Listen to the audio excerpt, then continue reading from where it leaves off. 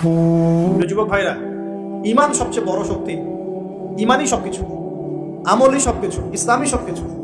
আমরা যেগুলোর পিছনে ছুটছি, মেয়ে, গার্লফ্রেন্ড, পর্নোগ্রাফি, ফ্রি মিক্সিং, হ্যাঁ, হয়তো কিছু সময় নষ্ট করা, মারামারির মধ্যে লিপ্ত হওয়া, কিশোর গ্যাং, ড্রাগ এডিকশন, এগুলো সব ধোঁকাবাজি। এগুলো আপনাকে শান্তি দিবে না। আপনাকে শান্তি দিবে দুটো জিনিস, এক হচ্ছে 5 ওয়াক্ত সালাত, আর 2 নম্বর হচ্ছে আল্লাহ রাব্বুল আলামিনের কোরআনুল কারীম। ইনশাআল্লাহ নিয়াত করতে পারি তো ইনশাআল্লাহ 5 ওয়াক্ত নামাজ পড়বো জামাতে, আর রমজান মাসে কোরআন খতম দিব ইনশাআল্লাহ। যারা কোরআন পড়তে জানি না, রমজান আসার আগেই কোরআন তেলাওয়াত করা শিখবো ইনশাআল্লাহ। যারা জানি, পুরো রমাজানে আলিফ লাম মিম থেকে শুরু করে একদম মিনাল জিন্নাতি ওয়ান নাস পর্যন্ত আমরা অর্থ সহ পড়বো ইনশাআল্লাহ। পারা যাবে ইনশাআল্লাহ। ইন্নামাল আমালু বিন্নিয়াত, কাজের ফলাফল কিসের উপর? নিয়াতের উপর। নিয়াত করেন ইনশাআল্লাহ তাআলা, আল্লাহ রাব্বুল আলামিন আপনাকে তৌফিক দিবেন ইনশাআল্লাহ। রমজানে এত বেশি বাইরে বের হবেন না, মানুষের সাথে বেশি আড্ডাবাজি করবেন না, অহেতুক গল্পে লিপ্ত হবেন না, টিভি সিরিয়াল ফেসবুক ইউটিউব নিয়ে পড়ে থাকবেন না। রমজান মাসে বেশি বেশি ফরজের পাশাপাশি নফল আমল করবেন, কোরআন তেলাওয়াত করবেন, জিকির আজগার করবেন, তাসবিহ তাহলিল করবেন, আলেম ওলামাদের সাথে এসে বসবেন, দার্সে এসে বসবেন, তালিম করবেন, মানুষকে ইফতার করাবেন, ইফতার বিতরণ প্রজেক্ট করবেন, মানবতার সেবায় কাজ করবেন, সৎ কাজে আদেশ করবেন, অসৎ কাজে নিষেধ করবেন। রমজানটাকে একটা আমলের মৌসুম বানিয়ে নেবেন ইনশাআল্লাহ। পারবো ইনশাআল্লাহ। নবীজি বলেছেন সেই ব্যক্তির জন্য ধ্বংস যে রমজান মাসকে পেয়েছে কিন্তু রমজানকে পেয়েও তার গুনাহ মাফ করাতে পারে নাই। আল্লাহ আমাদেরকে হেফাজত করুন বলি আমিন। এই দাজ্জাল এই যুবককে হত্যা করে দিবে এবং সে ইহুদিদেরকে নিয়ে, কাদেরকে নিয়ে? ইহুদিদেরকে নিয়ে পুরো বিশ্বটাকে শাসন করবে। এটা হবেই। এখন বলেন তো ইহুদিরা কোথায় আছে? কোন জায়গায় রাষ্ট্র গঠন করেছে? এবং ওই জায়গাটা কি মুসলিমদের না অমুসলিমদের? সেখানে জুলুম হয় না? হয় না? বিমান হামলা করে, বোমা হামলা করে বাচ্চাদেরকে হত্যা করা হয় কি হয় না? এগুলো মানবতা বিরোধী অপরাধ নয়? বিশ্ববাসী তখন মুখে কুলু পেটে বসে থাকে কেন? যত মানবতা খালি মুসলিমদের সাথে দেখাতে হবে? মুসলিমরা যদি, কেউ যদি মুসলিমদেরকে আঘাত করে আর মুসলিমরা বলে যে এই আঘাত করাটা খারাপ, তখনই মুসলিমদেরকে বাঁকা চোখে দেখা হয়। আর সারা বিশ্বে মুসলিম মা বোনদেরকে ধর্ষণ করা হচ্ছে, এই বাচ্চাদেরকে হত্যা করা হচ্ছে, ভাইদেরকে এভাবে জীবন্ত মেরে ফেলা হচ্ছে। আর এগুলোর বিরুদ্ধে কথা বলা যাবে না? এগুলোর বিরুদ্ধে আমাদের অ্যাকশন নেওয়া যাবে না? আমরা কি এই জালেমদের এগেইনস্টে বদদোয়া করতে পারবো না? মানুষ উঁচু উঁচু বিল্ডিং নির্মাণের প্রতিযোগিতা করবে এবং দাসী তার মনিবকে জন্ম দিবে, মানে সত্য মিথ্যা ন্যায় অন্যায়ের মানদণ্ড উল্টে যাবে। যখন এমন হবে তখন নবীজি বলছেন ফালইয়ারতাকিবু ইনদা যালিকা, তখন ধেয়ে আসবে। কি ধেয়ে আসবে?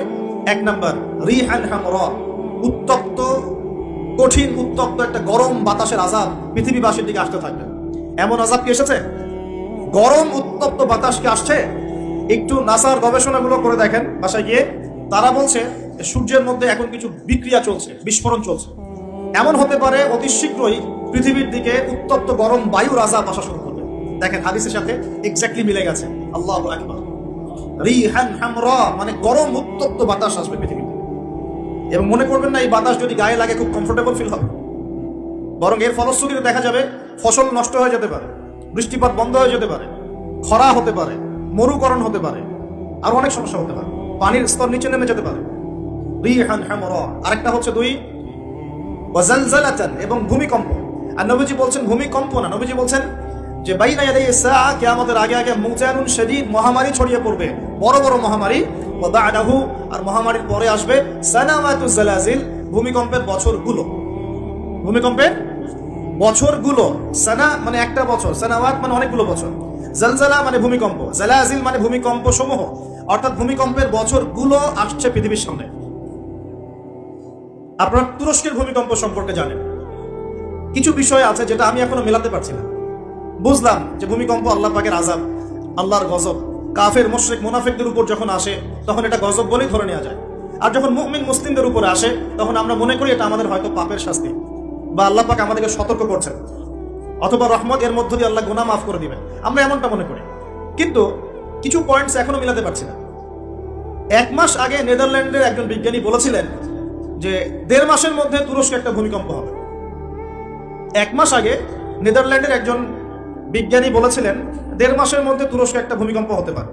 কিভাবে সে জানলো বা এস্টিমেট করলো এখনো মেলাতে পারি নাই।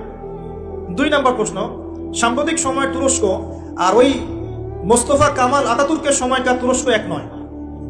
অটোমান এম্পায়ার যখন পরাজিত হয়েছে 1914 থেকে 18-এর মধ্যে, এবং ব্রিটেন যে লন্ডনে যাওয়ার জন্য তোমরা পাগল হয়ে থাকো, তারা সমস্ত জিউসদেরকে নিয়ে এই ফিলিস্তিন ভর্তি করে দিয়েছিল, মনে আছে? এই ফিলিস্তিনে ইহুদিরা আসলো থেকে কার হাত ধরে আসছে? একা একা আসছে না ব্রিটেনের হাত ধরে আসছে? ব্রিটেনের হাত ধরে আসছে।